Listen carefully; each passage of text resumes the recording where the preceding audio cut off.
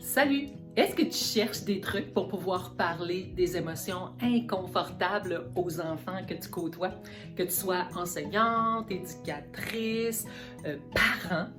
Alors, je vais te présenter, en fait, tout au long de cette vidéo, comment moi j'aborde ça avec les élèves. Et justement, je viens de terminer une animation dans une classe de 4e année.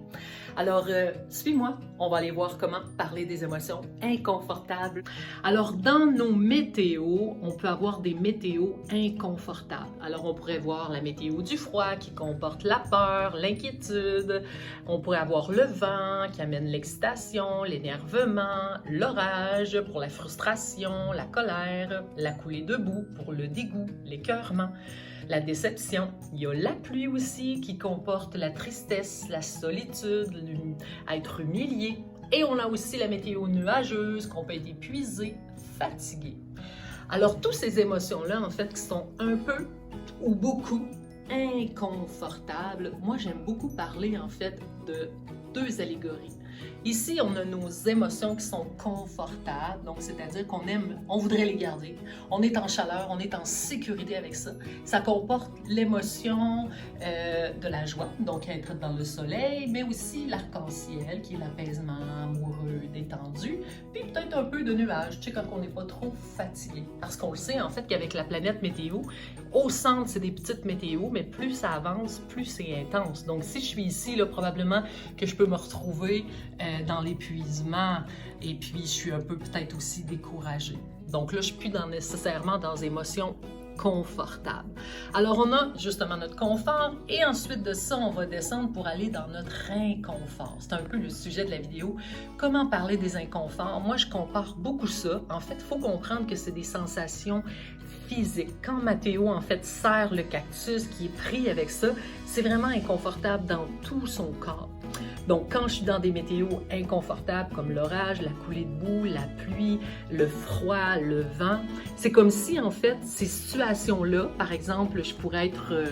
un exemple que j'ai vécu tantôt dans la classe, c'est un élève qui disait qu'il y avait une panne de courant. Elle était dans son bain et puis, boum, le courant s'est arrêté. Puis là, elle est devenue dans deux météos qu'elle m'a dit. Elle a senti le froid extrême puis le vent extrême.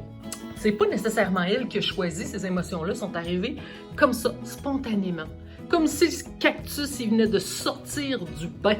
Et puis, qu'est-ce qu'on fait avec ce fameux cactus-là?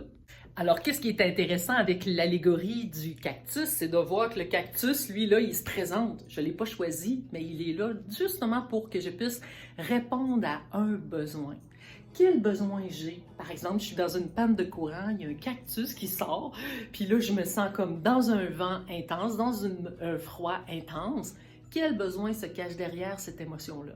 Alors elle a répondu, la jeune demoiselle, j'ai eu besoin d'appeler ma maman pour être en sécurité. Et voilà! Alors, quand on comprend l'astuce du cactus, puis qu'il y a un cactus qui se présente comme ça, spontanément, le cactus, il n'est pas là pour nous piquer, il n'est pas là pour vraiment être, comment je pourrais dire, en réaction contre nous. Il est là tout simplement pour qu'on apprenne à répondre à un besoin qui se cache derrière l'émotion. Par exemple, la demoiselle, c'était la peur et le vent, le stress. Alors, j'espère que ça t'a aidé, cette petite capsule-là. La prochaine fois, on ira justement parler en profondeur des besoins. Justement, j'ai fait une autre animation et les élèves ont marqué, en fait, indiqué leurs besoins. Et c'est intéressant là, de réaliser que, wow, ils ont déjà des connaissances sur eux, mais on doit tellement les accompagner pour qu'ils puissent, en fait, comprendre que finalement, l'émotion est juste là, en fait, pour nous indiquer qu'on doit apprendre à prendre soin de nous. Alors, n'oublie pas de télécharger la conférence gratuite qui pourrait t'aider à découvrir la météo intérieure, 1 heure de conférence pour justement découvrir comment j'anime la météo intérieure, comment je l'amène au quotidien dans ma famille, mais aussi dans les institutions que je côtoie jour après jour. Bye!